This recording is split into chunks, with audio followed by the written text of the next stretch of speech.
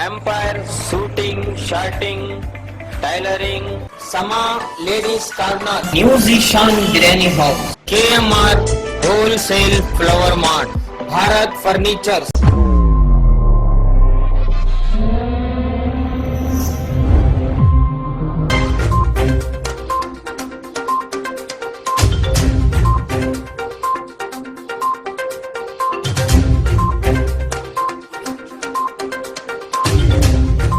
आदाब नाजरीन, A1 TV Urdu में आप सभी का खैर मकदम है।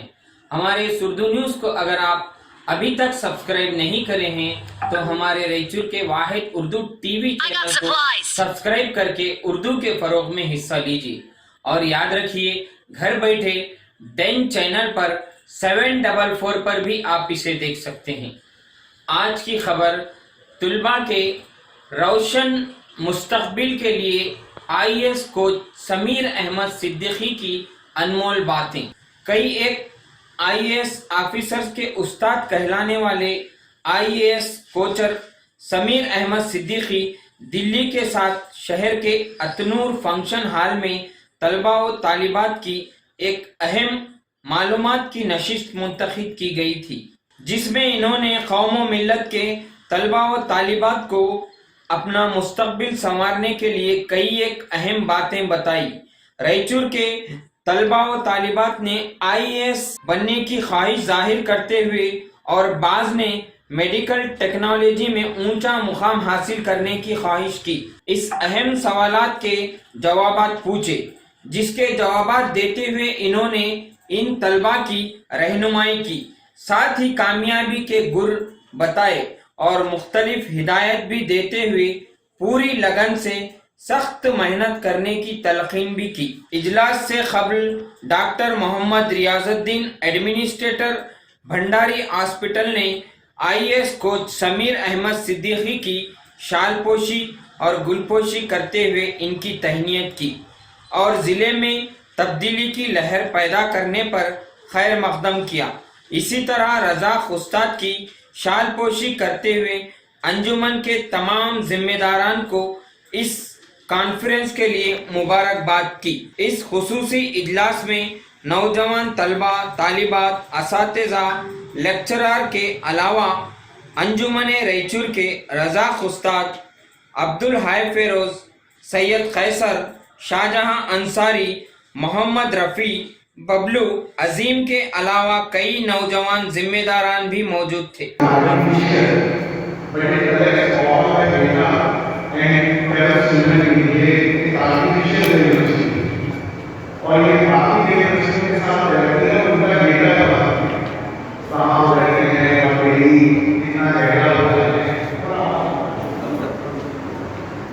ये आप में से कितने लोग हैं जो कुक बनना चाहते हैं?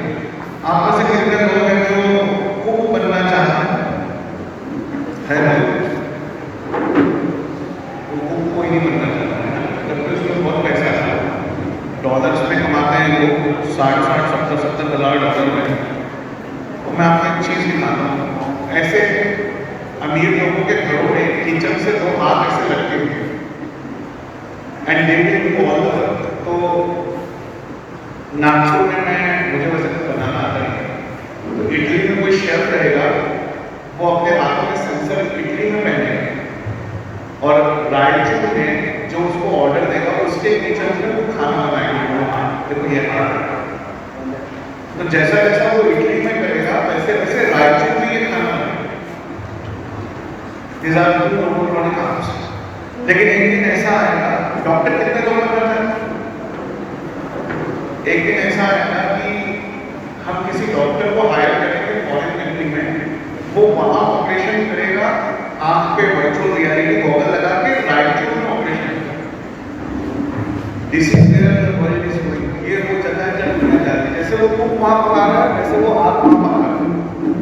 दे आर कॉपी करती थी, कॉमर्शियल से कॉपी कर रही है। देखिए ये कुक का उसने सेंसर पहने और वो जो डालता है वो वही सॉस उतनी ही उसमें ये भी डालता है। This is the world, this is the future. हमको इसकी तैयारी करना है। बॉम्बे, दिल्ली, मद्रास, बॉम्बे, दिल्ली, चेन्नई के लोगों को ये आइडिया इतना नहीं है, इतना बड़ा आइडिया अब्दुल रज़ाक साहब के कहने पे मैं रायचूर में आपको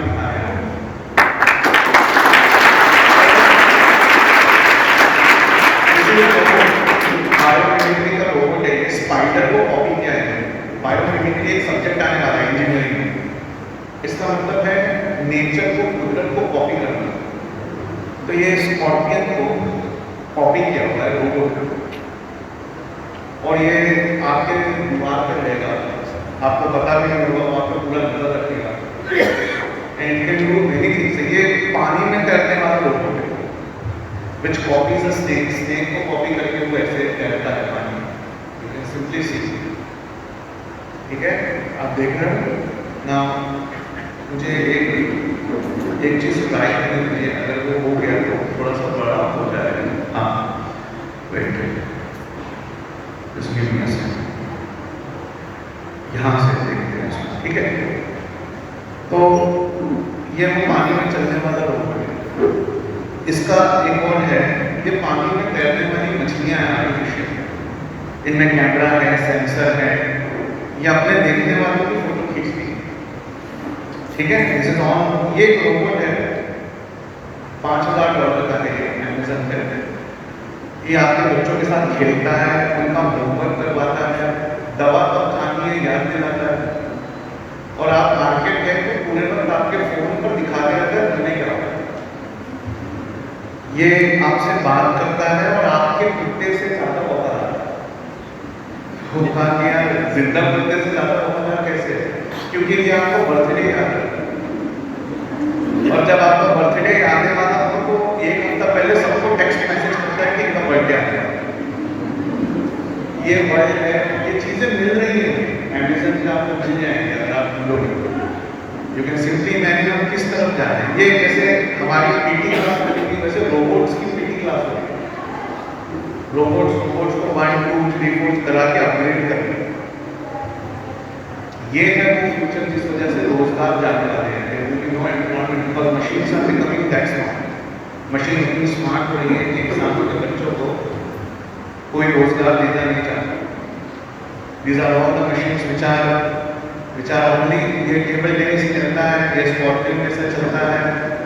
ये फुटबॉल मैच हुआ था रोबोट्स का, पहला वर्ल्ड कप स्लो मोशन में देखे। ये फुटबॉल मारने हैं सारे रोबोट्स जो है ये खेल रहे हैं। तो सिंपली इमेजिन कभी हमारा तो ये दूसरा फायदा मैंने लिया, ऑक्टोपस को कॉपी किया रोबोट ने, और धीरे धीरे वो ऊपर चल रहा है। ऑक्टोपस को कॉपी किया है रोबोट ने, ये भी स्कॉर्पियन को कॉपी किया हुआ है। ये मल्टीपर्पज रोबोट है, इनको ये नहीं मालूम करना क्या है, जो मालिक होता है ये वो करते हैं। मालिक कहता है झाड़ू लगाओ, झाड़ू लगाएंगे, विंडोज क्लीन करो, विंडोज क्लीन करेंगे, पानी की बॉटल्स रखाओ, पानी की बॉटल्स रखाएंगे, वो डिपेंड है। ये चीता से फास्ट चलने वाला रोबोट है। चीता इतना तेज चलता है, ये बायोमिमिक्री है, ये नेचर को कॉपी करता है, और ये सांप की तरह पेड़ पे चढ़ने वाले लोग। तो चीजें ऐसे बदल रही है बच्चों कि हमें जगह नहीं मिलने वाली। पहले कंपटीशन इतना कटथ्रोट था, ऊपर से ये रोबोट्स आ गए, इन्होंने तो दुनिया का हर अपने हाथ में ले लिया, हर तरह का जॉब इन्होंने अपने हाथ में ले लिया। ये कारपेंटर रोबोट है, आप इसको बताइए वो पूरा कारपेंटरी करता है। ये मार्स पे चलने वाले रोबोट है। ये छोटा सा एंट है, इंसेक्ट को कॉपी किया हुआ है, ये आपकी बातें सुनता है। इसकी बैटरी बहुत ड्यूरेबल है, 2 साल चलती है। इसमें कैमरा लगा हुआ है, तो आप एक ले जाकर अपने रिश्तेदार के घर फेंक सकते हैं। इसके झाड़ों को पड़ा रहेगा और आपको बताता रहेगा क्या हो रहा है। तो बच्चियों को एक खरीदना चाहिए, जिनसे भी शादी करें वो आगे चल के अब्बा से कह के उनके घर एक छुड़वा दो, तो अपने को पहले ही पता चल जाता है किसके घर जाने का। आप समझ रहे? तो ये बायोमिमिक्री है, ये सब। और ये बटरफ्लाई को कॉपी किया है शॉपिंग मॉल के अंदर। ये बटरफ्लाई जैसा उड़ती है, रोबोट है, बटरफ्लाई नहीं है, ये इस तरह उड़ती है। अब आप देखो दूसरा, ये पूरा पंछी कॉपी है, चिड़िया की तरह उड़ने वाला पंछी। कैन यू इमेजिन दुनिया कहाँ जा रही है? हम वही पढ़ रहे हैं, वो पढ़ रहे हैं, पता नहीं क्या पढ़ रहे हैं। ये ग्रास हॉपर को कॉपी किया हुआ रोबोट, आप देखिए रोबोट ग्रास हॉपर को कॉपी किया है, ठीक है। और ये कंगारू को कॉपी किया हुआ लास्ट रोबोट है। ये कंगारू जैसे कूदता है, ये रोबोट वैसे कूदता है। अब आप ये बताओ, मेरे पास एक सबूत है कि जो आप पढ़ रहे हो वो आपके काम नहीं आने वाला। तो मैं फिर से बोल रहा हूँ, आप जो पढ़ रहे हो आजकल वो आपके काम नहीं आने वाले। सर मतलब आपको कैसे मालूम? आप मुझसे प्यार करते हैं इसलिए वो नहीं कह रहे जो मुस्लिम बच्चे अक्सर कहते हैं, सर आप कौन होते हैं ये कहने का। एग्जाम्पल है, हम जो पढ़ रहे हैं वो काम नहीं आने वाला, उसका एविडेंस है मेरे पास। पता है कैसे?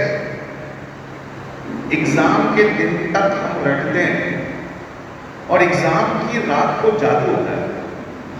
सवेरे पेपर दे के आने के बाद कुछ भी याद नहीं रहता। मतलब ऐसे ऐसा होता है कि पेपर खत्म हुआ कि वो पूरा साफ हो गया। इसे कहते हैं इनऑथेंटिक लर्निंग।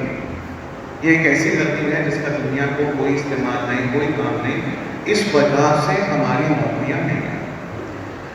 एयरफोर्स में भर्ती होकर कौन कौन देश की सेवा करना चाहता है? बॉयज में जरा हाथ उठाओ और गर्ल्स में जरा हाथ उठाओ। एक बंदा एयरफोर्स में जाना चाहता है, वाह। बाकी लोग क्या करते हैं? तो मारुति चलाना चाहते हैं। How many of you want to go in Air Force or rather be a pilot? सिर्फ एक बच्चा है, वो भी शर्मिंदा हो गया, मैं हाथ नीचे टूट गया। लेकिन आने वाले ज़माने में एयरफोर्स में नौकरी नहीं रहेगी। ये आपकी स्क्रीन पे देखिए, मैं आपको कुछ दिखा रहा हूँ। ये प्लेन है दो। पहले ये वाला प्लेन देखिए, ये इंडिया का सुखोई है, इसको रशिया कह रहा है मैं अपग्रेड कर देगा। अपग्रेड कैसे करना है वो देखिए आप। इसके अंदर पायलट बैठेगा, सिर्फ चेक करना है। जैसे ही चेक कर लेगा, पायलट निकल के बाहर आ जाएगा। पायलट बाहर आ जाएगा और प्लेन उड़ने के लिए तैयार हो जाएगा बिना पायलट। और ये जमीन पर से उड़ेगा आसमान में बिना पायलट, रिमोट कंट्रोल से। ये देखिए, ये आसमानों में प्लेन है जिसमें पायलट नहीं बैठ रहा है। इसको चलाना उतना ही आसान है। आप में से एक ही को नौकरी मिलेगी, वो जो सवेरे ड्रोन वाले भैया यहाँ आए। जैसे वो ड्रोन चला रहे थे, बस ऐसे ही ये प्लेन चल रहा है। लेकिन ये दूसरा प्लेन है आपकी स्क्रीन पे, इसको चलाना भी नहीं पड़ता, ये चलाता भी खुद को। ये बोइंग का लेटेस्ट टेक्नोलॉजी है, इसको रिमोट कंट्रोल भी नहीं चाहिए। इसको सिर्फ इतना बता दो, जाओ ये करके आ जाओ, बस वो उड़ेगा, जाएगा, वो करके आ जाएगा। ये फ्यूचर है जिस तरफ हम जा रहे हैं। तो अब आप ये बताइए, जब इस तरह की मशीन्स आने वाली है तो हमको नौकरी कौन देगा? हम क्यों पढ़ाई कर रहे हैं? किस दिशा में जाना चाहते हैं?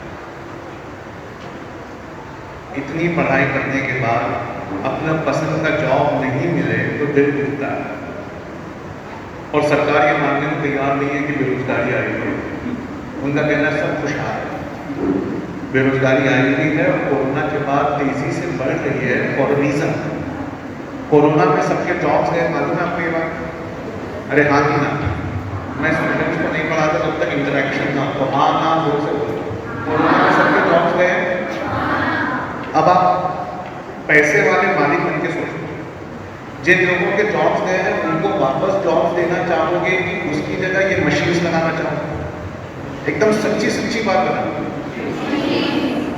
उनके जॉब वापस देना चाहोगे कि ये मशीन्स लगाना चाहोगे? बोलो ना, मशीन्स। क्यों?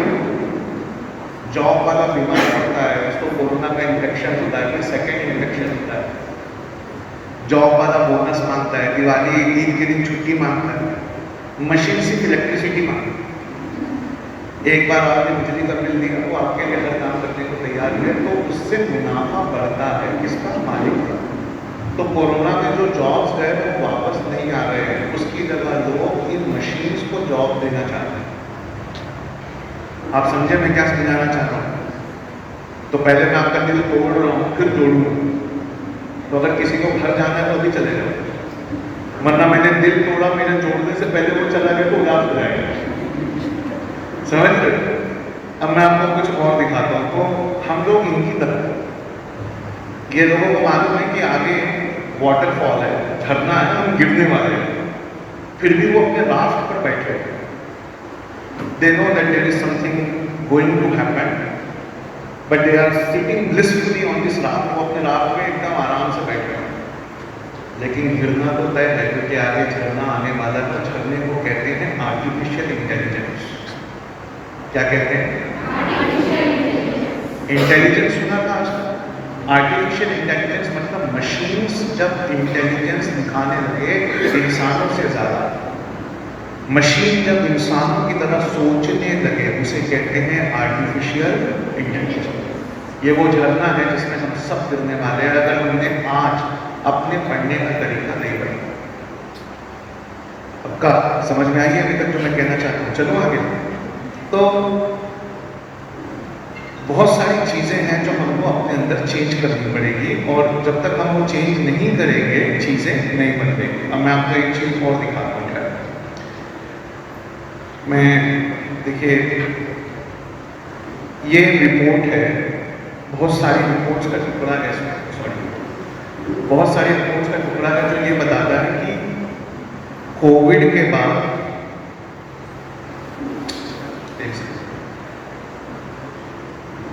हाँ बहुत सारी रिपोर्ट्स का टुकड़ा है जो ये बताता है कि कोविड के बाद किसको जॉब नहीं मिलने वाला। कि इंटरनेशनल लेबर ऑर्गेनाइजेशन की है। अब आपको पढ़ने में नहीं आएगा तो मैं थोड़ा पढ़ के सुनाता हूँ कि uncertainties they lie in future. Uncertainties का मतलब इंग्लिश वर्ड है, क्या होने वाला है ये किसी को नहीं मालूम और ये इंटरनेशनल लेबर ऑर्गेनाइजेशन का रिपोर्ट है। बहुत सारे ऐसे हैं कंपनी जो बिना डिग्री के जॉब देने को तैयार है। डिग्री मत करके आओ, वो कहते हैं बस एक अनोखा दिमाग लाओ जो किसी के पास नहीं। अब उन कंपनीज को समझने के लिए पहले आपको अपने आप को समझना होगा। थोड़ा सा कंपनी के मालिक की तरह बैठिएगा। Sit as if you are an owner of a big company. 3-4 लोगों ने चेयर के पीछे से हाथ डाल के रख लिया, विजय वीरानाथ चौहान है ना। थोड़ा सा आराम से बैठो। अब मैं आपका इंटरव्यू अरेंज करवाता हूँ 2 लोगों के साथ। एक बच्चा आपके सामने बैठा है, उसने इंजीनियरिंग IIT से की है, उसकी डिग्री बहुत अच्छी है। लेकिन एक बच्चा जो आपके सामने बैठा है उसने डिग्री नहीं की पर एक ऐप बनाया है जिसके 10 लाख डाउनलोड हुए। तो आप दोनों में से मालिक की तरह किसको नौकरी देना चाहेंगे? इंजीनियर को कि जिसने 10 लाख डाउनलोड करवाया अपने ऐप को? उसको ऐप वाले का मतलब इसका मतलब है डिग्री से ज्यादा कीमती, जोर से बोलो, डिग्री से ज्यादा कीमती क्रिएटिविटी है। डिग्री से ज्यादा कीमती क्रिएटिविटी है। पक्का? अब क्रिएटिविटी क्या होती है वो सुनना। रात को मैं वेबिनार अटेंड कर रहा था, उसमें इतना सा चिप था। वो चिप की कीमत 20 रुपये से कम कैसे करें, इस पर कंपनी माथापच्ची करती है। वो चिप बच्चों के डायपर में लगाएंगे। डायपर मान लें छोटे बच्चों का, उसमें जब वो यूरिनेट करेंगे, पेशाब करेंगे, तो वो चिप ये बताएगा कि इनमें कौन कौन से न्यूट्रिएंट्स की कमी है, ये कहीं डिहाइड्रेट तो नहीं हो रहे, इनको कौन से दवा खाने की जरूरत है और इनको कौन सा फूड खिलाना चाहिए। ये मोबाइल पे डिस्प्ले करके दिखाएगा, पेशाब जांच। आप ऐसे इंसान को नौकरी देना चाहेंगे जिसने ये चिप बनाया? अरे हाँ कि ना? बस वही है बेटा जहां पर हमारे होने और नहीं होने का फर्क है। अगर हम समझें कि ज़माने को क्या चाहिए और उसके मुताबिक पढ़ें तो आने वाले ज़माने में हमसे बड़ा किंग कोई नहीं। लेकिन हम वैसा ही पढ़ते रहे जैसा आज तक पढ़ते आए हैं, तो उससे अच्छा है अभी पढ़ाई बिरयानी का शौक डालो। जब तक के ग्रेजुएशन करोगे वो होटल 10 गुना बड़ा हो जाएगा। और ऐसा भी है, ध्यान से सुनना, एजुकेशन क्या है। अभी एक डेटा आया है, उसने पिछले 70 साल के लोगों को ये देखा कि ये बड़े होकर क्या बने। तो 4 ग्रेड में लोग पास होते हैं, A B C D। 1 grade, हर एक के माँ बाप बस एक ही सपना देखते, A ग्रेड बनो, A ग्रेड बनो, A ग्रेड बनो। मतलब 94% के भी सैयद मुनव्वर साहब बैठे, उन्होंने तमाशा खाया कि 6% कहाँ गए। ये दिन थे और है टॉपर टॉपर टॉपर। वो डेटा कहता है टॉपर बनो। क्यों? टॉपर किसी के यहाँ बहुत अच्छे एम्प्लॉय बनते हैं, नौकर बनते हैं। जितने A ग्रेड पास होते हैं उनमें हिम्मत नहीं होती, सिर्फ मार्क्स होते हैं। वो लाइफ में रिस्क लेना ही नहीं चाहते, वो अपनी कंपनी को ढूंढना नहीं चाहते, किसी के नौकर बन के जीना चाहते, जिंदगी जितने बी ग्रेड पास होते हैं उनको मालूम है नौकरी मिलने से रही, तो वो पहले दिन से माइंडसेट बना के चलते कुछ सीखना है और अपना खोलना है, कुछ ऐसा जो हमने करना है जो कोई ना कर सके। तो वो डेटा पता है क्या कहता है, जितने बी ग्रेड लोग हुए हैं पास उन्होंने ए ग्रेड लोगों को नौकरियां दी।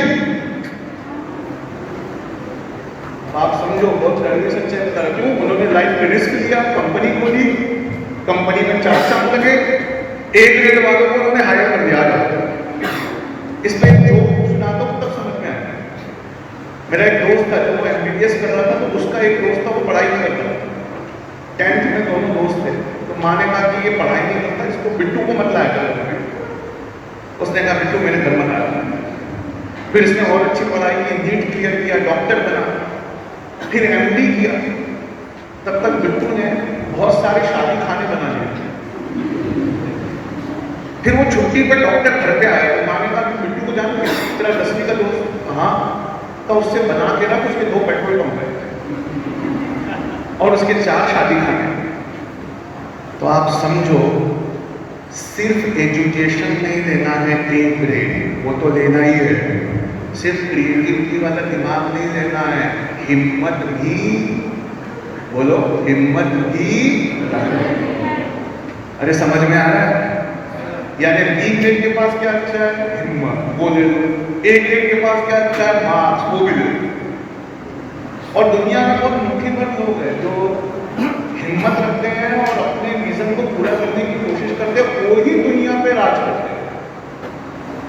तो आपको मालूम है बिल गेट्स, उनके ग्रेजुएशन कहाँ से बता सकते हैं? बिल गेट्स ने कहाँ से ग्रेजुएशन किया बताओ? बताओ। ड्रॉप आउट है कॉलेज से, उन्होंने ग्रेजुएशन बीच में छोड़ा था। क्यों? उनको ये मालूम था कि मुझे करना क्या है। आज दुनिया का हर इंजीनियर उनके लिए नौकरी क्या करता है बताओ? नौकरी करता है, सही है। लेकिन बिल गेट्स कहते हैं कि मुझे एक मौका और मिले तो मैं अपनी डिग्री कंप्लीट करना चाहता हूँ। क्यों? क्योंकि आज मेरे बनाए सिलेबस पे बच्चे डिग्री करते हैं। आप समझ रहे हो मैं क्या कह रहा हूँ? तो नियम नंबर 1 है पढ़ना आने वाले कल के मुताबिक है। कैसे? बोलो, पढ़ना। दूसरा, पढ़ना है, अच्छे मार्क्स लाने हैं, किसी की नौकरी करनी है, सिर्फ एक नियत से कि हमको सीख कर अपनी कंपनी खोलनी है। बोलो, सीख कर, अरे जोर से बोलो, सीख कर। दुनिया रोजगार मांगती फिर रही है, आपको रोजगार देने वाला बनना है।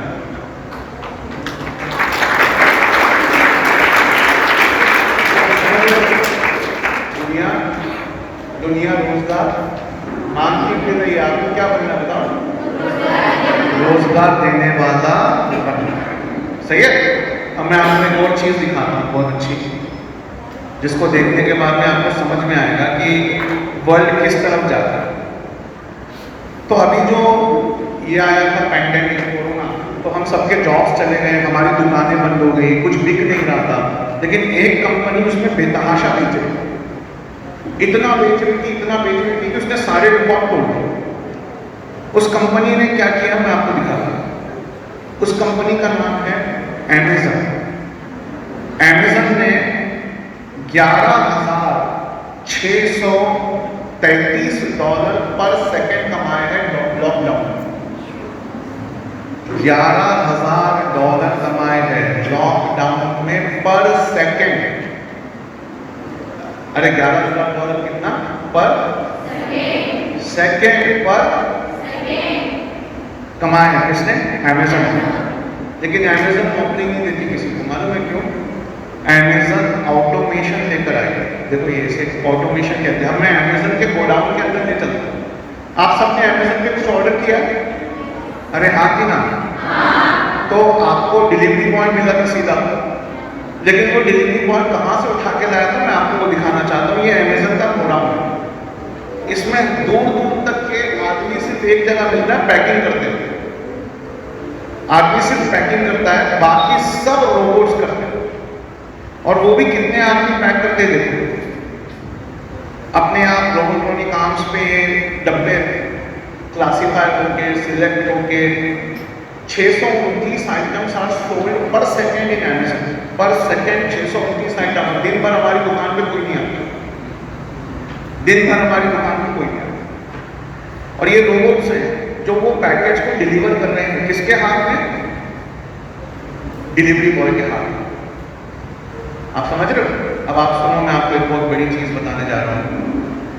हमारे वालिद दिन भर दुकान से सैलरी जॉब से करके वापस आते हैं तो उनका दिल टूटा हुआ है, क्यों? उनका जॉब खतरे में रहता है, पर वो किसी को नहीं बताते, सिर्फ अम्मी को धीरे से बताते हैं। और धीरे से बताने के बाद वो अम्मी का दिल जब मायूस होता है तो उनसे कहते हैं घबराओ मत, अल्लाह है, अल्लाह मदद करेगा। फिर अम्मी भी दुआ करती हैं, अब्बू भी दुआ करते हैं, लेकिन आपको वो गलती से कुछ नहीं करता। दुकान शाम को बंद किया, दिन भर कोई ग्राहक ही नहीं आया, फिर सब एमेजन में बिक रहा। और वो इस उम्मीद में आपको पढ़ा रहे हैं कि एक दिन आप उनका नाम रोशन करोगे, उनके लिए कुछ करोगे। काश अल्लाह करे वो दिन आए कि आप अपने वालिदैन को जाकर ये समझाएं कि अब दुनिया को इस मार्केट के अलावा एक और मार्केट की जरूरत है, उसे डिजिटल मार्केट कहते हैं। तो अब्बा हमको अपनी दुकान अमेजन पे रजिस्टर करना चाहिए या अपना ऐप बनाना चाहिए। जिस दिन आप अपने वालिद को ये समझाओगे, आपके वालिद उस दिन उनका सीना इतना चौड़ा होगा क्योंकि उनके बच्चे ने उनको वो दिखा दिया करके जो वो खुद कभी कर नहीं सकते। वो लोग वादा करते हो अपने माँ बाप की ऐसी मदद करोगे? जोर से बोलो, अपने माँ बाप की ऐसी मदद करोगे? उनको नहीं समझ रहा है कि उनके साथ क्या हो रहा है, उनको नहीं समझ रहा है कि ऑनलाइन मार्केटिंग क्या है, उनको नहीं मालूम Amazon.com क्या है। इमाम साहब जुमा के दिन बता देते हैं उनको सब सवालों का एक जवाब, मोमिन के लिए ये कैद खाना। तो अब्बा भी सोचते हैं ये कैद खाना अपने साथ ऐसा ही होगा, अल्लाह पाक आजमाइश ले रहा है, नहीं ले रहा है। उनके बच्चों को पढ़कर समझाना होगा कि अब हमें ऑनलाइन जाना है। कहाँ जाना है? पक्का? तो आज से आप जो भी कंपनी खोलना चाहते हो, जो भी बनना चाहते हो, दिमाग के पीछे एक बात बिठा लो कि सिर्फ इंडिया में नहीं बिकेगा वो प्रोडक्ट, पूरी दुनिया में बिकेगा अगर प्रोडक्ट में उतना दम है, अगर आपकी सर्विसेज में उतना दम है तो पूरी दुनिया के कस्टमर आपके पास आएंगे। लेकिन आपको सोचना है हर चीज ऑनलाइन के जरिए। कैसे सोचना है? आप समझ रहे हैं क्या कह रहे हो?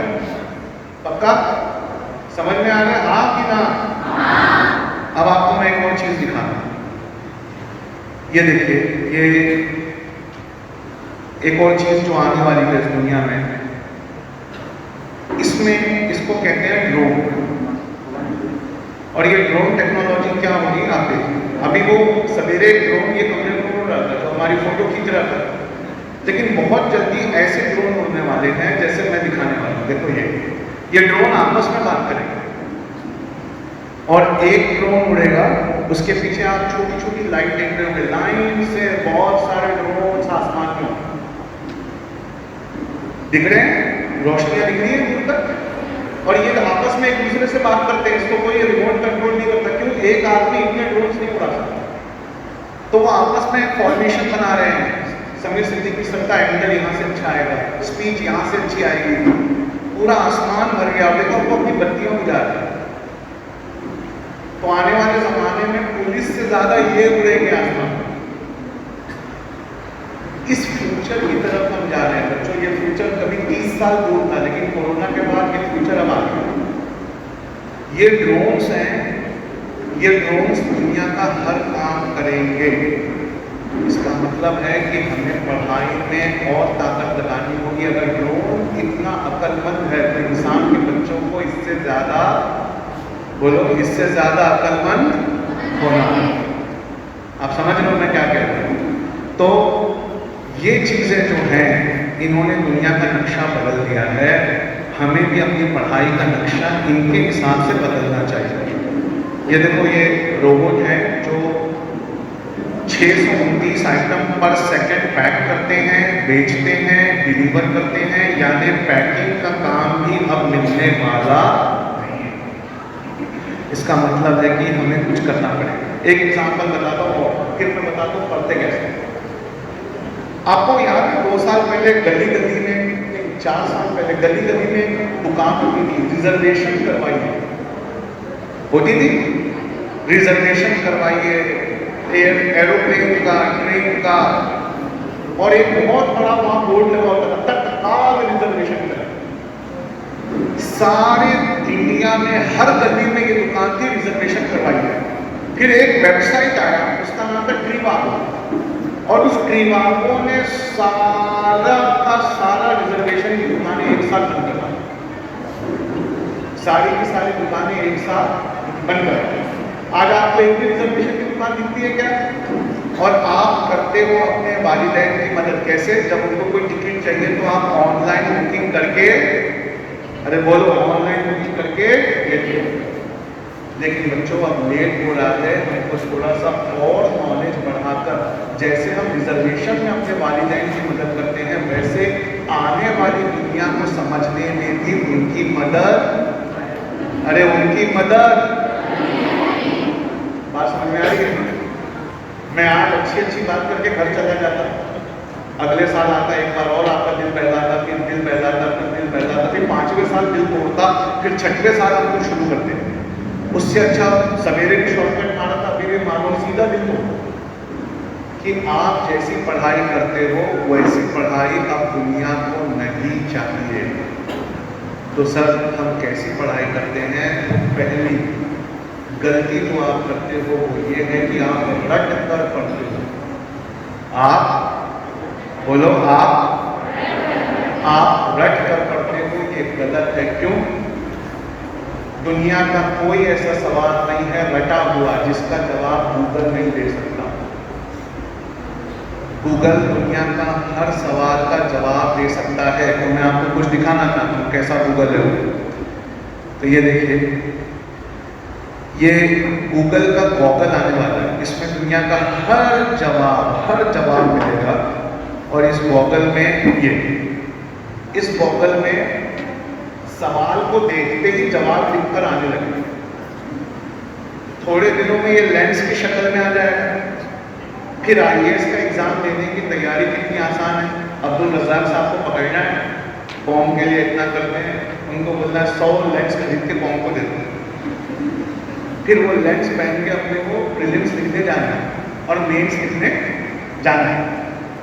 वहाँ पर जैसे पानीपत का सवाल आया, बस एक बार ऐसे आंख मार के धीरे से पानीपत बोलना है, गूगल के गॉगल में सब लिखकर आने लगेगा पानीपत के बारे में। फिर आराम से बैठ के आंसर लिखना। और जब टीचर इन्विजिलेटर वहाँ आएगा तो थोड़ी एक्टिंग करना, रे कितना हार्ड पेपर है, बाप रे। और जैसे ही इन्विजिलेटर चला जाएगा फिर आराम से बैठ के गूगल के गॉगल में देख के लिखते रहना। लेकिन फिर भी आप IAS नहीं पास कर पाओगे, क्योंकि IAS में सवाल ऐसे आते हैं जिसका जवाब गूगल नहीं दे सकता। जिसका जवाब सवाल ये नहीं आता गांधी जी कब पैदा हुए थे, 2 अक्टूबर 1869 में। एलेक्सा देखा? एलेक्सा पता है सबको? तो Alexa, when was Gandhi ji born? 2nd October 1869, sir. All right. Alexa, when did Aurangzeb die? 20th February 1707, sir. All right. Or Alexa, what is the capital of Australia? Canberra, sir. Alexa, next plane to Nagpur from Hyderabad, 6E4776, sir, at 1750. Alexa को आप हरा पाओगे क्या रखने में? इसलिए UPSC question क्या पूछता है वो सुनो। वो ये नहीं पूछता गांधी जी कहाँ पैदा हुए, कलेक्टर का सवाल ये नहीं आता गांधी जी कहाँ पैदा हुए, NCM कैसे किया, CDM कैसे किया। वो पूछता है अगर गांधी आज जिंदा होते तो क्या कर रहे होते। एलेक्सा, अगर गांधी आज जिंदा होते तो क्या कर रहे होते? 403 adder, sir, answer not found. When was the first battle of Panipat fought, Alexa? The first battle of Panipat was fought in 1526, sir. UPSC which was pushed there. Why so many battles were fought in Panipat? इतनी सारी लड़ाइयाँ पानीपत में ही क्यों हुई थी? Alexa, इतनी सारी लड़ाइयाँ पानीपत में क्यों हुई थी? एलेक्सा देवी से कहती है तो पूछना पड़ेगा, जो लोग लड़ने गए उनसे पूछना पड़ेगा। इस तरह के एग्जाम्स की तैयारी आपने व्हाट्सएप में देखा होगा ना, आईएएस बनाओ, आईएएस बनाओ, छा जाओ, ये बनी आईएएस, वो बना आईएएस, घूम रहा है व्हाट्सएप मैसेज। गलती से अपनी अम्मी के व्हाट्सएप में आया तो अम्मी धो के रख जाती, देख नालायक, देख एक कुली का बच्चा आईएएस बना, देख तुझे इतनी महंगी स्कूल में भेज रहे, कुछ नहीं। वो बच्चा इतना तंग आ जाता है गालियां सुनते सुनते कि वो पढ़ाई छोड़ देता है। ऐसे होता है नहीं, आईएएस बनो, जो ये बोले उसको बोलो ये बताओ आईएएस बनते कैसे। वो नहीं बता पाएंगे। आईएएस वो बनते हैं जो समझ कर पढ़ते हैं। कौन बनते हैं? अगर गांधी जिंदा होते आज तो क्या कर रहे होते? इसका जवाब कस्तूरबा ही दे सकती है, जो गांधी जी की वाइफ है। इसका मतलब गांधी जी पढ़ते वक्त हमको उनको ऐसे तस्वुर करना है जैसे हम कस्तूरबा के बच्चे हैं। अरे पक्का, जैसे एक एग्जाम्पल है, अगर आपने अपने दादाजी को देखा होगा तो ये सवाल का जवाब आप तुरंत दे दोगे। अगर आज दादाजी होते तो क्या कर रहे हो? यानी आपको उसमें घुसना होगा, उसको गहराई से समझना होगा, उसे तस्वुर में देखना होगा, तब आप इन मशीन्स को हरा सकते हो। बात समझ में आई? अरे समझ में आई? जब तक उसके तस्वुर में नहीं जाओगे कुछ मिलने वाला है क्या? अरे आगे ना। इसीलिए अपने पक्के दोस्त ने जो अमेरिका में चला गया था, जर्मनी से, अपना बेस्ट फ्रेंड एल्बर्ट आइंस्टाइन, बचपन से वो अपने दोस्त है, हर पढ़ने के बाद उन्हीं के नाम आता है। एल्बर्ट आइंस्टाइन ने एक बात कहा था, कही थी, imagination is more important than education. क्या कहा था? इसीलिए बच्चियां पढ़ने में तेज, लड़के आराम से बैठे हुए, वो बोलेंगे ना, सब बोलो इमेजिनेशन इज, इधर से फिर आवाज नहीं है, imagination is more important than education. दुनिया के 100 लोग अगर हैं, जितनी आबादी दुनिया की है उसकी 60% आबादी तस्वुर में देखना पसंद करती है। इन लोगों के पहचानने का एक तरीका होता है, ये आंख में आंख डाल के बात करते हैं, सीधी बात करते हैं, तो इनको पढ़ते समय हमेशा तस्वुर में पढ़ना चाहिए। 80% लोग ऐसे होते हैं जो इमेजिन करके पढ़ते हैं, 20% होते हैं जिनको सामने में समझ में आता है। उनके होठ खुले हुए होते हैं, उनकी एक पहचान होती है, वो कभी नजर नहीं मिलाते। वो नजर कभी, अरे बोलो नजर कभी, लेकिन वो सामने निकाल के हर तरह का, उनसे बात करते करते कुछ भी, तो अपने आप से पूछना है कि मुझे इमेजिनेशन में समझ में आता है कि साउंड में समझ में आता है।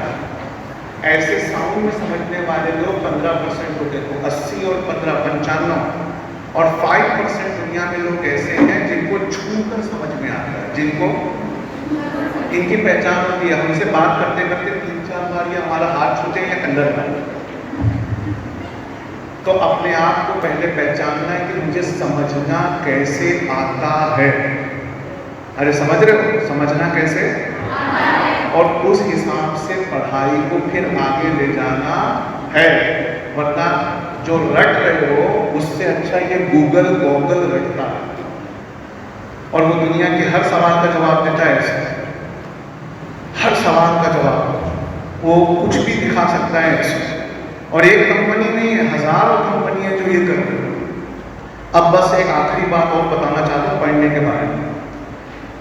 एक इंसान को पकड़ के उसके यहाँ पर बहुत सारे इलेक्ट्रोड्स लगाए गए और इलेक्ट्रोड्स लगा के उसको MRI स्कैन में डाला गया। मशीन, MRI मशीन देखिए ना इसे, तो बहुत सारे इलेक्ट्रोड्स बना के उसको अंदर डाला गया और उसको कहा गया कि हम आपको बहुत सारे इमेजेस दिखाएंगे, आपको रिएक्ट करना। तो वो अंदर गया और वो देखना चाहते थे कि जब एक पर्टिकुलर इमेज सामने आती है तो दिमाग का कौन सा हिस्सा एक्टिवेट होता है। आप एक्सपेरिमेंट समझे कि नहीं समझे? एक को पूरे इलेक्ट्रोड लगा दिया, MRI मशीन में डाल दिया, बहुत सारी तस्वीरें दिखा दी और वो देखने लगे मॉनिटर पे कि जब एक तस्वीर दिखाओ तो दिमाग के किस हिस्से में खून ज्यादा जाता है, किस हिस्से में चार्जेस ज्यादा बनते। अरे समझे बच्चों को क्या क्या पक्का समझ गए ना? समझो पक्का। तो उनको अंदर डालने के बाद पहली मशीन ये दिखाई, कॉफी के मग पे खूबसूरत प्लास्टर ऑफ पेरिस का वर्क था। तो right side of the brain activate, कौन सा पार्ट एक्टिवेट हुआ?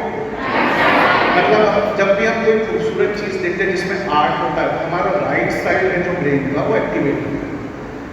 उसके बाद उन्होंने उनको ये वाली फोटो दिखाई, देखो कैसी।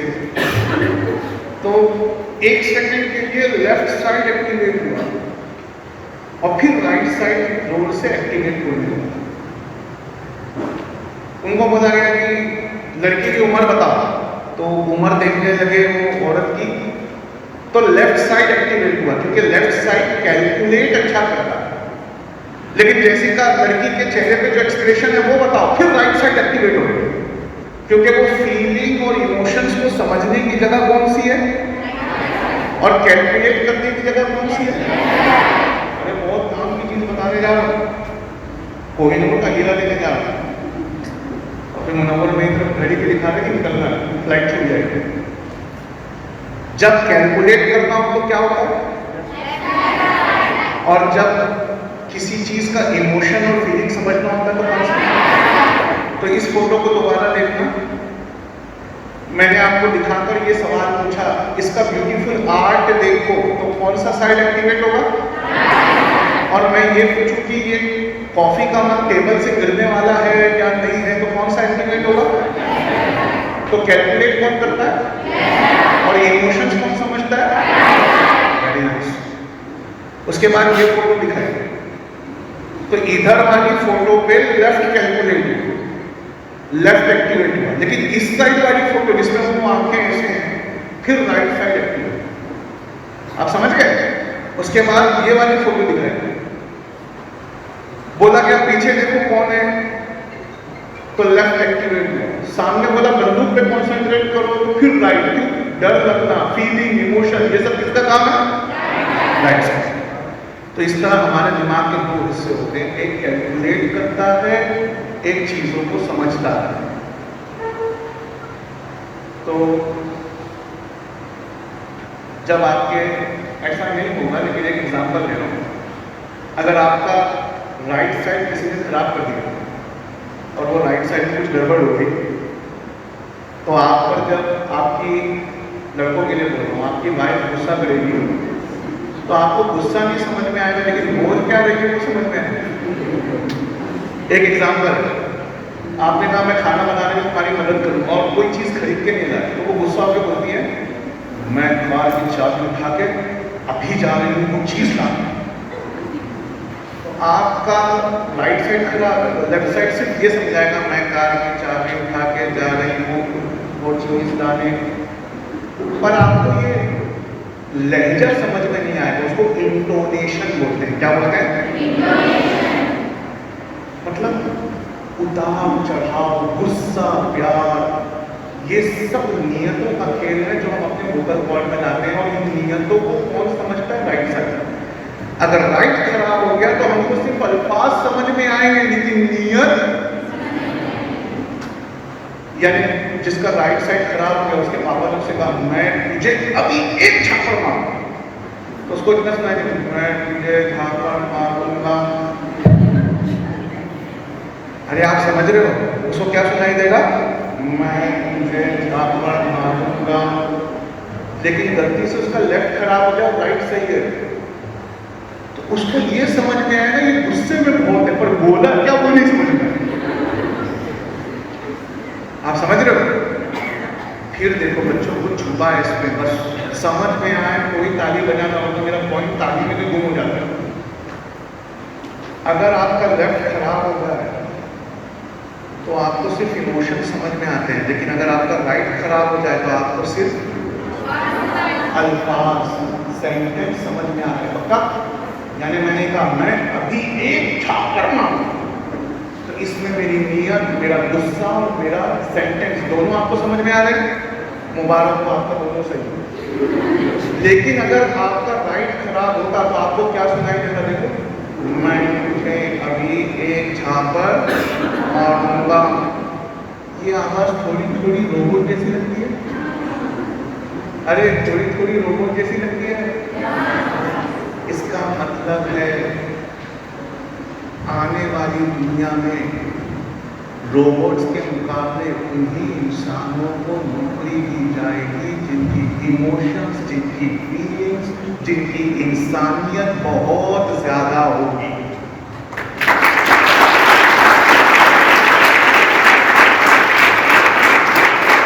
समझ में आया कि ऐसी तारीफ लगा नहीं सर, राइट साइड ठीक है सर, समझ में आया। आप समझ रहे हो मैं क्या कह रहा हूँ? रोबोट का रोबोट बनने में मुकाबला मत करो, रोबोट का मुकाबला इंसान बनने में, अरे बोलते नहीं रहे, रोबोट का मुकाबला इंसान बनने में। यानी वेबसाइट पे किसी डॉक्टर ने देखा, लेकिन कोई डॉक्टर हाल पूछता है, बच्चों का हाल पूछता है, हाथ पकड़कर नब्ज देखता है, थोड़ी तसल्ली जताता है, तो ऐसे डॉक्टर के पास दुनिया ज्यादा जाना पसंद करेगी। मिसाल, एक एटीएम मशीन है, कभी प्लीज बोलना भूल गए क्या एटीएम मशीन? क्या कहते? Please dial your pin number, thank you for using SBI ATM. लेकिन आप उस पर ध्यान देते हो क्या? और अगर उस बैंक का मैनेजर बहुत अच्छा है तो आप पैसा निकालने उसके पास जाना पसंद करते हो क्या? पक्का? तो इंसानियत, इमोशंस, जज्बात, इसको अपनी पढ़ाई में मिलाकर पढ़ना, अरे पढ़ना। इसका मतलब आज गांधी जिंदा होते तो क्या कर रहे होते? इसका जवाब सिर्फ कस्तूरबा क्यों दे सकती है? क्योंकि वो उनकी बीवी थी, वो उनके लहजे में जज्बात, इमोशंस, एक्सप्रेशंस को समझती थी। अब दुनिया को ऐसे लोग चाहिए जो इतनी गहराई से पढ़ाई, इधर वालों को कुछ समझ नहीं आया, इतनी गहराई से पढ़ाई मतलब फिजिक्स में अल्फा बीटा गामा जब हम पढ़ते हैं तो हमको अल्फा बीटा गामा बनकर सोचना चाहिए। जब हम टीपू सुल्तान पढ़ते हैं तो हमको टीपू सुल्तान बनकर, अरे समझो मैं क्या कह रहा हूं? पक्का समझ में आया? अब मैं कुछ दिखाता हूं, उसी पे खत्म करेंगे। ये देखो, logical, verbal, digital, maths, analytics, ये सब लेफ्ट साइड को समझ में आता है। Art, big picture, emotion, colours, creativity, ये सब राइट साइड को समझ में आता है। तो बस एक सवाल है जिस पे मैं छोड़ना चाहता हूं, सरदर्द की कोई दवा का नाम मालूम है? जोर से बोलो एक बार। डिस्प्रिन बोला है किसी ने? प्रोसी। सर दुख जाएगी कब से? सैरेडॉन, डिस्प्रिन। और बताओ, हाँ और कौन सी? चलो एक हाथ और पकड़ लेता हूं। और बताओ, और बताओ। तीन ही पता है, जबकि फार्मेसी वाले के पास 37 सरदर्द की दवा। इसका मतलब सुनो, उन तीन नामों के अलावा जिसके साथ हम बड़े हुए चौथा नाम ना हम जानना चाहते हैं ना सुनना चाहते हैं, जब तक वो नाम अनोखा ना हो। हमें डिस्प्लिन क्यों याद आया मालूम है? वो आम गोली नहीं है, आम गोली खा के पानी पीते हैं, उसको पानी में डाल के पानी पीते हैं। आप समझ रहे हो? इसका मतलब है अगर ये दुनिया जीतना है तो आपको अपनी क्रिएटिविटी, एक्सप्रेशन, आपको अपना इमोशन अपने काम में इतना डालना होगा कि दुनिया आपके प्रोडक्ट का नाम याद रखे। बात समझ में आई है? तो कैसे? देखो ऐसे मैं रोबोट को जब बोलता हूं कि एक चेहरे का स्केच बना, तो रोबोट ऐसा चलेगा। ये रोबोट से बना हुआ चेहरा दिख रहा है सबको। अगर मेरा राइट साइड खराब हो जाए तो मुझे कहा जाए कि एक चेहरे को बनाइए लेडीज के, तो मैं ऐसे बनाऊंगा।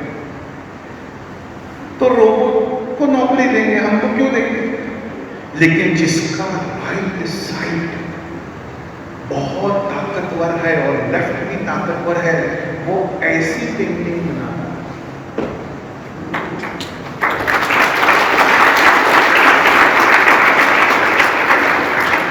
तो अब आप खरीदार बन के सोचो, ये वाली पसंद आई कि ये वाली पसंद आई? अच्छा, ये वाली कौन सी है? ये वाली पसंद आई। इसका मतलब है मशीन आने के बाद जॉब जाने वाली नहीं है। अगर हम अपने इंसान होने वाली चीजों को उसमें मिला दे, जो तालीम हम लेते हैं, तो मशीनों के प्रोडक्ट नहीं बिकेंगे। किसके बिकेंगे? अरे समझ में आया? तो एक औरत को एक नया शादीशुदा जोड़ा था, तो हस्बैंड रोज ऑफिस जाता है और लड़की बेचारी दिन भर रात के देर रात तक इंतजार करती। तो रोबोट को बोला गया कि इस पर एक पेंटिंग बना। तो रोबोट ने उठाकर एक कमरा बना दिया, उसमें एक अकेले बैठी लड़की बना दिया, उसका उदास चेहरा बना दिया। फिर इंसान को कहा गया कि उस लड़की का दर्द समझाने के लिए कि वो अकेले उस फ्लैट में बंद रहती है दिन भर, एक पेंटिंग बनाओ। तो इंसान ने ऐसी बनाया। औरत को ये लगता है कि मछली कैद है, लेकिन मछली को ये लगता है कि औरत कैद है। समझ में आया? ये पेंटिंग ज्यादा अच्छी है कि वो वाली? क्यों? इसमें क्या मिला है बताओ? इमोशंस, एक्सप्रेशंस और इंसान होने वाली चीज। पक्का? अब एक शेर सुना, महफिल में एक शेर सुना था बहुत अच्छा कि तुम इतना जो मुस्कुरा रहे हो, ये क्या गम है जो छुपा रहे हो। सही है? रोबोट को बोला इसके स्केच बना। रोबोट बेचारा आंसर ना नहीं, एलेक्सा किधर से भी स्केच चेक, तुम इतना जो मुस्कुरा रहे हो, ये क्या गम है जो छुपा रहे हो।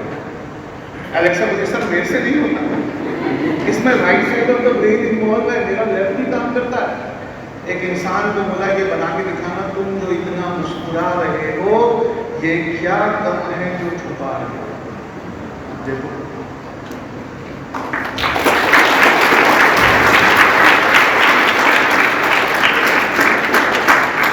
मशीनें हमारा मुकाबला कर सकती हैं क्या? क्योंकि अल्लाह ने हमें कुछ दिया है। क्या दिया है?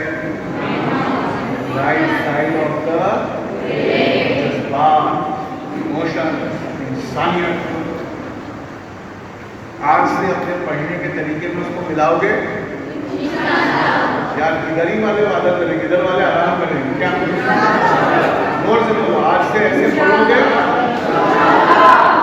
आज से हर चीज समझ के पढ़ोगे, आज से जो पढ़ोगे उसमें अपने जज्बात मिला के पढ़ोगे, आज से हर चीज का इमेजिनेशन करके पढ़ोगे। पक्का? आने वाली दुनिया हमारे कदमों में।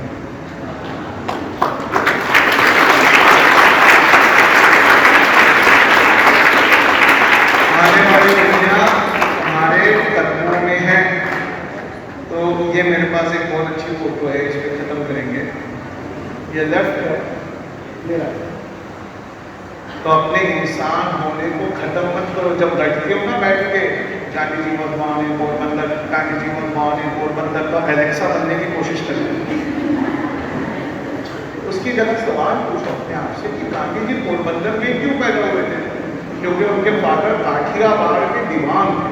अच्छा, पोरबंदर और किस चीज के लिए जाना जाता है? वहां नमक मिलता है। वो गांधी जी ने बाद में नमक सत्याग्रह भी किया था। अच्छा, ऐसे लिंक लगाओ।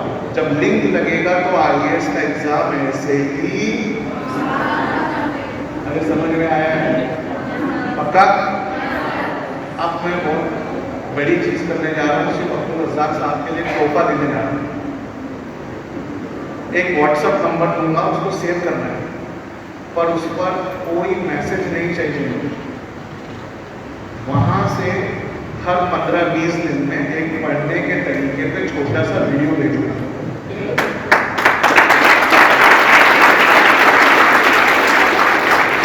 पक्का? मुझे उस पर कोई, अगर आप मैसेज दोगे तो मैं अपने स्टाफ से कह दूंगा वो आपको ब्लॉक कर देंगे। ठीक है? आप उस पर पहले पढ़ने के तरीके को अपने अंदर सुधारो। जब बहुत सुधार आ जाएगा तो फिर आप मेरे पास आओ, इंशाअल्लाह हम आपको IAS बनाएंगे। पक्का? एक नंबर उस पर मैसेज नहीं करना है, मैं ब्लॉक करवा दूंगा। लेकिन जब आप अपने पढ़ने का तरीका बदल लोगे तो उसी नंबर पे जब मुझे अपनी मार्कशीट दे दोगे तो उसके बाद मैं आपको कॉल करूँगा। ठीक है? पक्का? तो लिखिए 9804 786 444। इस नंबर पे सिर्फ अपना नाम कॉमा रायचूर लिख के भेजना है। क्या लिख के भेजना है? नाम कॉमा रायचूर और अपनी क्लास, मैं किस क्लास में। ठीक है? अल्लाह रब्बुल इज्जत से दुआ है कि जो चीज़ मैंने समझाई है आपको वो समझ में आए। 9804 786 444। अल्लाह से दुआ है कि अल्लाह पाक आपको खूब तरक्की दे, अंजुमन रायचूर ऐसे अच्छे प्रोग्राम कराते रहें और हमारे बच्चे हमारी देश के लिए वो बने जो दुनिया के बाकी देश भी ना कर पाए। इसी दुआओं के साथ मैं अपनी बात खत्म करता हूँ। अस्सलाम।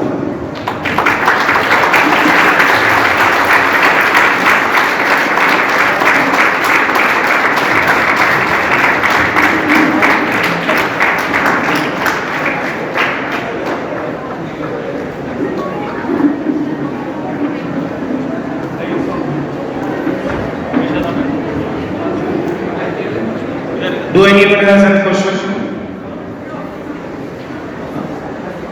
Yeah, please.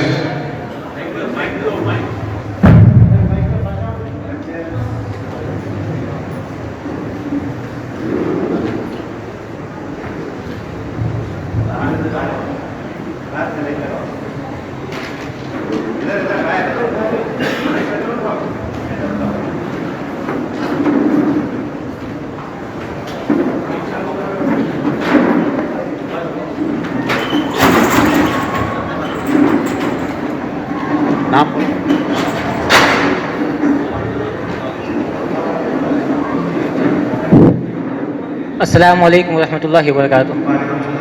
मेरा नाम मोहम्मद मोइनुद्दीन है, BA final year 5th same, infant Jesus college Raichur से बात कर रहा हूँ।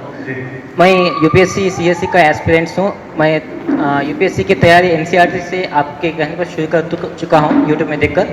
तो मेरा आपसे ये सवाल है कि UPSC में बेस्ट अटेम्प्ट, फर्स्ट अटेम्प्ट में क्लियर करने के लिए दिल्ली में जाकर कोचिंग लेना ज़रूरी है क्या? नहीं, ऐसा नहीं है।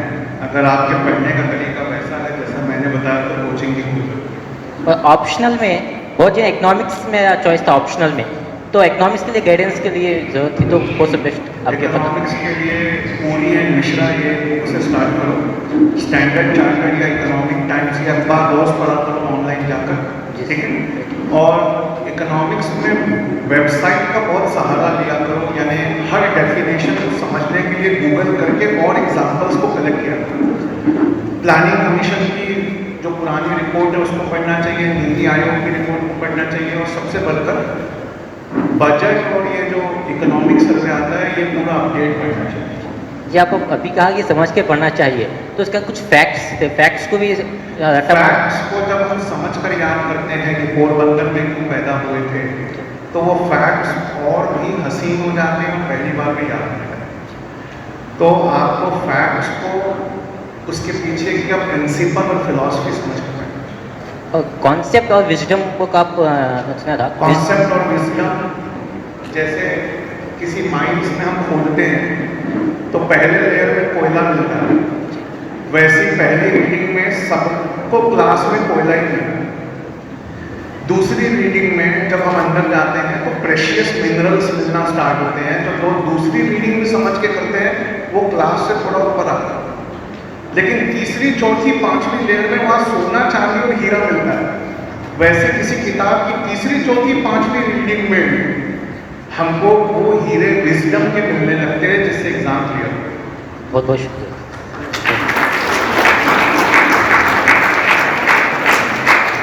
Next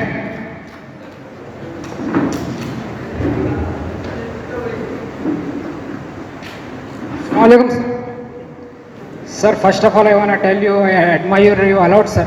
You are my inspiration because the way you express your things, the way you express your things, the way you explain the things that touch my heart, sir.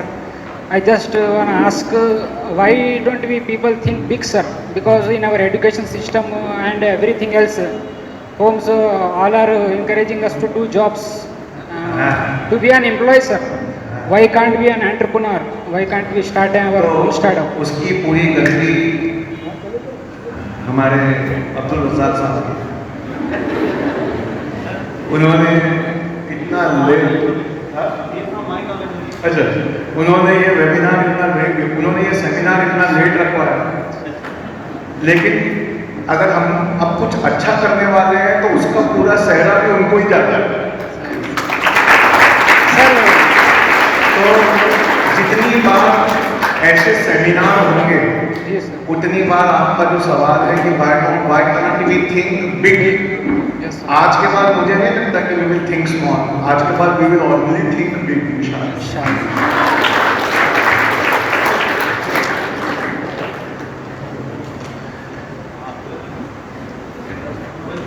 एक लड़कियों की तरफ भी माइक दे। अस्सलाम वालेकुम सर, माई सेल्फ मोहम्मद ताज रज़ा। मेरा question आपसे ये है, एक्चुअली दो क्वेश्चंस है। पहला क्वेश्चन ये है, आपने बताया कि पढ़ना कैसे है, तो उसको समझना कैसे है, आगे फ्यूचरिस्टिक जो भी थिंग्स आने वाले हैं, हम लोगों के लाइफ में कैसा इन्वॉल्वमेंट होने वाले हैं, कैसे जॉब्स जाने वाले हैं, उसमें एक्सपर्टाइज कैसे बनते हैं। लेकिन हम लोगों को कन्फ्यूजन बहुत है सर कि हमारा पैशन क्या है, हमको करना कैसे है। एक्चुअली हम लोगों को कोई एक आता है ये करो, कोई एक आता है इंजीनियरिंग करो, डॉक्टर करो, उसमें हम लोग कंफ्यूज हो जाते हैं कि हम लोगों को मालूम नहीं पड़ता ही करना क्या है। हम लोग खुद का डिसीजन खुद से नहीं ले सकते हैं, सामने वाले पे डिपेंड होकर लेते हैं। ये मेरा पहला क्वेश्चन था। और अभी दूसरा क्वेश्चन ये है सर, आप अपने लाइफ में आप भी फेलियर्स देखे होंगे, आप भी अपने एक्सपीरियंस करे होंगे, वो चीज़ें हमारे सामने भी शेयर करिए सर। जब हमारे सामने फेलियर्स आए तो हम उसको कैसा ओवरकम करके कैसा आगे बढ़ें।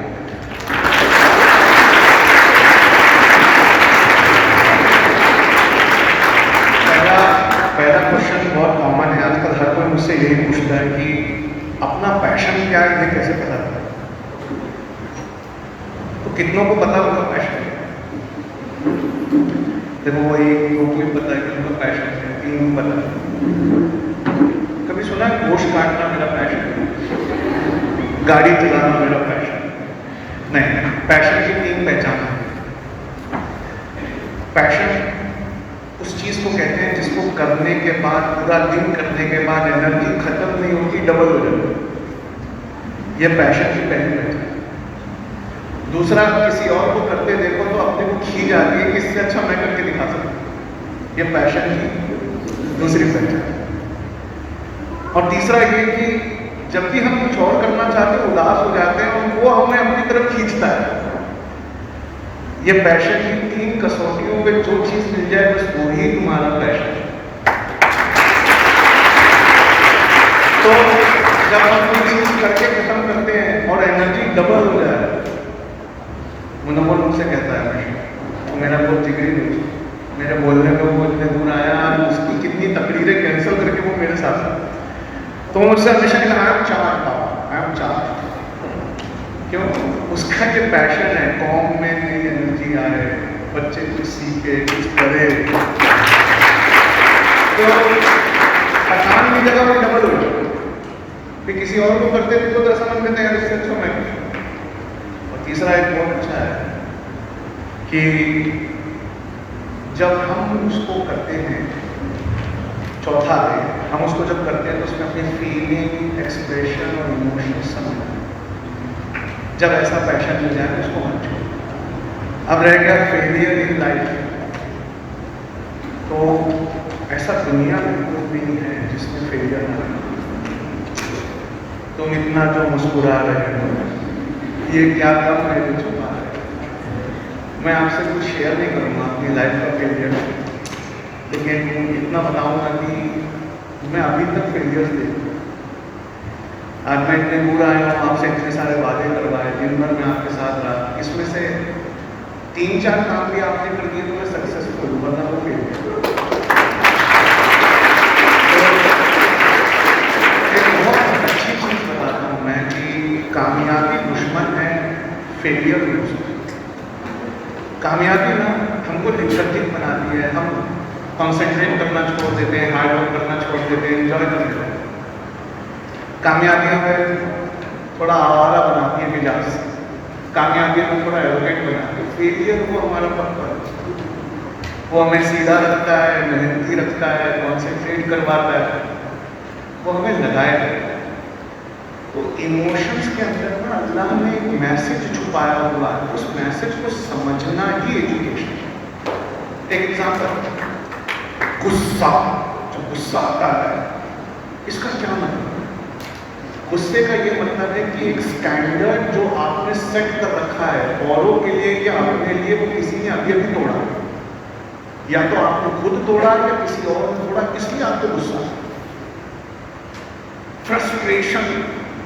फ्रस्ट्रेशन के अंदर इतना खूबसूरत मैसेज होता है कि आपको जो करना चाहिए वो छोड़कर आप सब कुछ करते हो।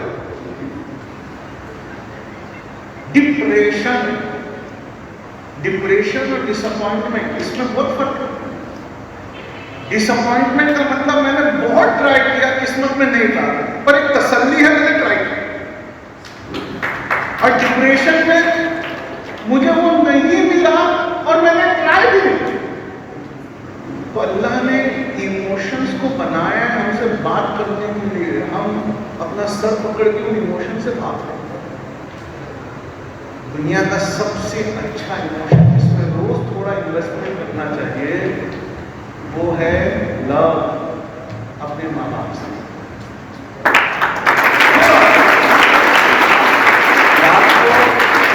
रात को हम एक बहुत बड़े टीम से मिले, हैदराबाद में बहुत बड़े डॉक्टर थे, उनका बच्चा 5 स्टार डॉक्टर था। फिर उस बच्चे ने हाफिज़ प्लान किया, फिर वो सुपर स्पेशल क्रिटिकल हॉस्पिटल का वो सुपर स्पेशलिटी का डीन बना, और रोज रात को अपने अब्बा के पैरों में तेल लगा के उनको एक नाच सुना।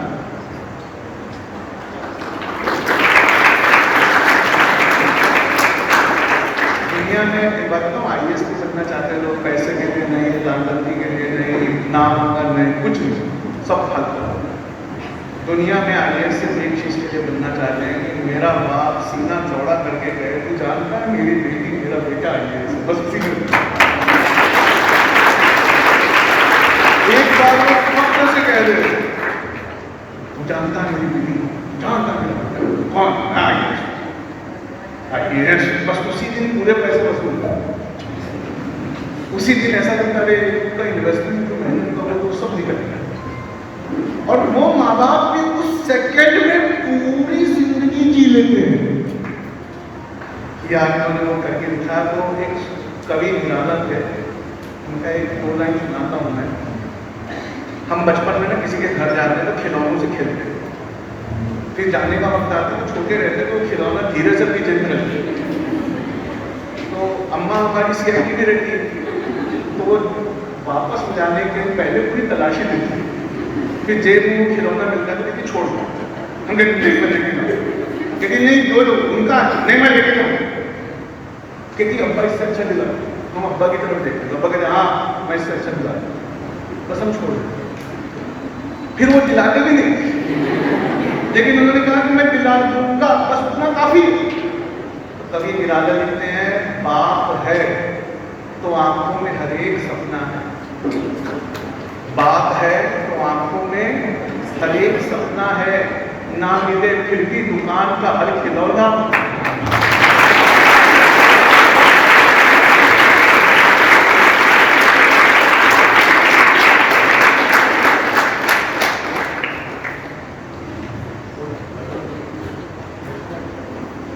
इसमें कोई क्वेश्चंस भी कहते हैं जिस तरह पके फल पेड़ों को छोड़ जाते हैं, जिस तरह पके फल पेड़ों को तोड़ जाते हैं, उस तरह कुछ नालायक बच्चे अपने माँ बाप को बुढ़ापे में छोड़ जाते हैं। अस्सलाम वालेकुम वरहमतुल्लाहि वबरकातुहू। मेरा नाम मोहम्मद अल्ताफ़ है। अब हम IAS बनना चाहते हैं तो क्यों लोग कहते कि साइंसेस बहुत इम्पोर्टेंट है, आर्ट्स नहीं है? दुनिया का हर वो सब्जेक्ट इम्पोर्टेंट है जो मैं करना चाहता हूँ। Thank you. आप IAS करना चाहते हो वो इम्पोर्टेंट है, वो साइंस करना चाहते हैं वो इम्पोर्टेंट है। नहीं, लोग कहते हैं साइंस इज इम्पोर्टेंट, साइंस में ही इम्पोर्टेंस मिलेगा, तो आर्ट्स स्टूडेंट्स क्या करना चाहिए? मुझे ना अपनी लाइफ में दोनों पढ़ने का मौका मिला। मैं इंजीनियर भी हूँ और मैं हिस्ट्री का बहुत बड़ा ज्ञाता भी हूँ। मेरी एक स्पीच है जंग आज़ादी में मुसलमानों का योगदान, उसके फेसबुक पे 2.5 करोड़ डाउनलोड। तो मुझे आर्ट्स भी मिला और साइंस भी मिला। तो मुझे ना बहुत देर से अपनी ज़िंदगी में समझ में आया, तो मैं समझाने की कोशिश करता हूँ। उम्मीद है अल्लाह से दुआ समझ में आया, क्योंकि बात गहरी है। If you want to study, then science is an art. Yes, sir. And if you want to study, then art is a science. अगर पढ़ना चाहते हो तो साइंस वो आर्ट के जैसे है, और अगर पढ़ना चाहते हो आर्ट्स तो वो भी साइंस से भी कुछ। अब चलना चाहिए। बस 2-3 एक खान सवाल और कोई पूछना चाहे तो पूछ। लेडीज में कोई है? कोई पूछ रहे? लेडीज में इसलिए नहीं है, उनको सब समझ में आएगा। अस्सलाम वालेकुम सर, मेरा नाम शाहीन है and I am BE graduate. तो एक सिचुएशन आया कि जैसे मेरा जॉब है, तो मेरा ये पैशन भी है कि मुझे UPSC क्लियर करना है और IAS बनना है। तो अब ये है कि जॉब कंटिन्यू करना है कि सिर्फ वो छोड़ के पूरा कोचिंग लेके उसके लिए प्रिपेयर करूँ? अच्छा, बैठिए, मैं समझ गया। बैठिए, मैं समझ गया। आप में से कोई बता सकता है IAS की इतनी इज्जत क्यों होती है? कल कलेक्टर आने वाला तो आज रोड के दोनों तरफ चूना डलता है, पूरा रोड साफ होता है। इतनी इज्जत क्यों होती है IAS की? क्योंकि इज्जत उन्हीं जॉब्स में है जिसमें फैसले लेने पड़ते हैं। क्या लेने पड़ते हैं? तो एक कलेक्टर को दिन भर में 100-150 डिसीजन लेना पड़ता है। आप समझ रहे हो? अगर आप वो बनना चाहते हो और पूरी डिस्ट्रिक्ट की जिम्मेदारी आपके कंधे पर है, तो आज आपको पहला फैसला लेना होगा कि मेरा जॉब इम्पोर्टेंट है कि मेरा सपना है। और ये मैं नहीं बता सकता, मैं तो बिल्कुल नहीं बता सकता, क्योंकि मेरे लिए जॉब और सपना दोनों इम्पोर्टेंट है। उस बच्ची का सवाल कितना अच्छा है, उसके घर के हालात के हिसाब से जॉब बहुत जरूरी है, लेकिन लाइफ एक बार मिलती है तो सपना भी बहुत जरूरी है। लेकिन ये कौन तय कर सकता है? सिर्फ वो बच्ची ही तय कर सकती है। यहीं से डिसीजन लेने का एक सिलसिला शुरू होता है जो कलेक्टर बनने के बाद आखिरी सांस तक जारी है। तो अपनी लाइफ में फैसले लेना सीखो। पहली बात याद रखना, कोई किसी की लाइफ नहीं बना सकता, कोई किसी की लाइफ, हर किसी को अपनी लाइफ, हाँ आप बोला आपने, हर किसी को अपनी लाइफ, बस सारे फैसले आपको अपनी शादी को लेना। और कोई सवाल नहीं है? चलो मैं तो जो वादा आपने किया है वो सारे वादे याद है? अस्सलाम वालेकुम, मेरा नाम जोया है, मैं अभी डिग्री फर्स्ट ईयर में हूँ। मैं रिसेंटली अपने सिविल्स की कोचिंग मतलब अपने आप से प्रिपरेशन स्टार्ट करी, NCERTs पढ़ना शुरू करी। मुझे ये जानना है कि हम अपने आप से बुक्स पढ़ सकते हैं, हमें कितना नॉलेज मिलने के बाद हमें कोचिंग की ज़रूरत होती है? डेप्थ में जाना पड़ता है। आईएएस की पढ़ाई हमें 5 तरीकों से करनी पड़ती है। बैठ आईएएस की पढ़ाई पहला हमें ज़मीन सिखाती है कैसे करनी। ज़मीन को जितना गहरा खोदो, अभी बताया है, उतना प्रेशियस मिनरल उसमें मिलता है। तो आईएएस की पढ़ाई में हमें उतनी डेप्थ में किताबों में जाना पड़ता है, जब तक वो ना मिल जाए तो किसी और को नहीं मिले। दूसरा, बादल हमें सिखाते हैं आईएएस की पढ़ाई में। तो आईएएस की पढ़ाई में बादल पानी को गर्म भाप बना के आसमान में उड़ते हैं। वैसे पढ़ते वक्त हमारे दिमाग में बहुत सारे सवाल उठना चाहिए। उन सवालों का जवाब जब तक ना मिले वो पन्ना नहीं पलटना चाहिए। फिर आईएएस की पढ़ाई करना हमें पानी सिखाता है। नदी कहाँ से आ रही है, कहाँ तक जाएगी। वैसे ही कोई आइडिया कहाँ से आ रहा है और कहाँ तक जाएगा, हमें उस आइडिया पर बैठ कर सोचना पड़ता है। और आईएएस की पढ़ाई हमें आग सिखाती है। आग की सबसे खास बात क्या है? आग की तरह बनो। पता है उसकी खास बात क्या है? उसमें जो भी फेंको वो उसको फ्यूल बना के अपने आप को और भड़का लेगी। तो आपको कोई बुरा बोले, अच्छा बोले, तुझसे नहीं होगा, तेरे अंदर वो बात नहीं है, सब जमा करो और अपनी आग बनाओ। तो जब तक इतनी डेप्थ में नहीं जाओगे, जब तक सवाल नहीं उठाओगे, जब तक आइडिया पे बैठ के सोचोगे नहीं, यही काम वहाँ की कोचिंग वाले कराते हैं। वो भी उतना अच्छा नहीं कराते। अगर आप खुद से कर सकते हो तो कोचिंग ही करो। ठीक है, जज़ाकल्लाह खैर। अल्लाह से दुआ है कि हम सबको कामयाब कर दे और इंशाअल्लाह आज जो आपने वादे किए वो सारे